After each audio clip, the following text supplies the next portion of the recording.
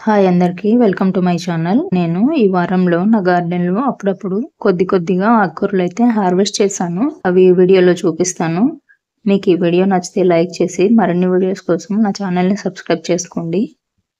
ఇప్పుడు ఈ గిన్నెలో కనిపిస్తున్నది అయితే పునర్నవ ఆకుకూర. దీన్నే గల్జేరు అంటారు కదా, ఎర్ర గల్జేరు. ఇది నా గార్డెన్లో టబ్లో మొలిచిందని ఇంతకుముందు వీడియోలో చూపించాను. అదైతే ఈరోజు కట్ చేశాను. దాని విత్తనాలు కూడా ఉన్నాయి. ఇక్కడ నీళ్ళలో అడుగున కనిపిస్తున్నాయి కదా, అవే విత్తనాలు. నీళ్ళని పక్కకు పోసి చూపిస్తాను, ఇంకా బాగా కనిపిస్తున్నాయి చూడండి. చిన్నగా నల్లగా చాలా చిన్న ఉన్నాయి, ఆవాల కంటే చిన్నగా ఉన్నాయి ఈ విత్తనాలు. అలాగే ఆకు తీసేసాక కొమ్మలు అన్ని కలిపి కంపోస్ట్ కో బకెట్ పెట్టాను కదా, అందులోకి వేసేసాను. ఇంకా ఇది పొనగంటి కూర. దీన్ని 2 సార్లు కట్ చేశాను ఈ వారంలో. అయితే కాస్త పొడవు పెరంగానే కట్ చేస్తూ ఉంటాను. మళ్ళీ కట్ చేసిన దగ్గర నుంచి చిగుర్లు వచ్చి మళ్ళీ పెరుగుతూ ఉంటాయి. ఇంకా ఇవి సీమ చింతకాయలు అంటాం మేము. ఇంకా వీటినే గుబ్బికాయలు అని కూడా అంటారంట.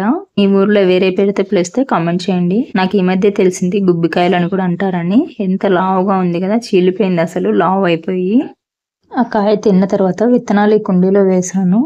2-3 చెట్లు అయితే మొలిచాయి, కానీ నేను అన్నీ తీసి ఇది ఒక్కటి మాత్రం ఉంచాను. ఇంకా తోటకూర కూడా ఈ వారం కట్ చేశాను. పొడవుగా పెరుగుతున్నాయి 2 మొక్కలు, ఇంకా 2-3 చిన్నవి ఉన్నాయి. 2 కుండీల్లో ఉన్నాయని చూపించాను కదా ఇంతకుముందు వీడియోలలో. అన్నిటికీ విత్తనాలు కూడా వచ్చాయి. ఆ విత్తనాలు ఎన్ని వచ్చాయి కూడా ఈ వీడియోలోనే చూపిస్తాను.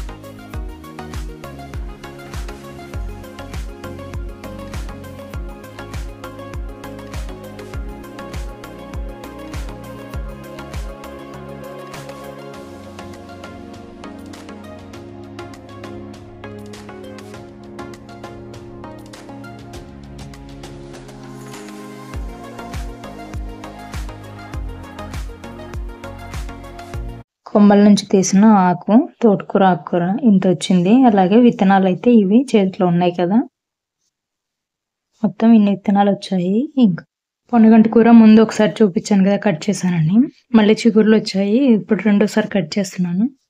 ఎంత ఫ్రెష్గా బాగా కనిపిస్తున్నాయి కదా, పొడవుగా పెరిగాయి 2-3 కొమ్మలు. కట్ చేశాను. తర్వాత ఈ టమాటా మొక్క తీసేయాలనిపించక అలాగే ఉంచాను. కాయలు వస్తాయో లేదో చూడాలి. ఈ వీడియోలో ఏమైనా డౌట్స్ మిస్టేక్స్ ఉంటే కామెంట్ చేయండి. అలాగే మరిన్ని వీడియోస్ కోసం నా ఛానల్ని సబ్స్క్రైబ్ చేసుకోండి. Thank you for watching.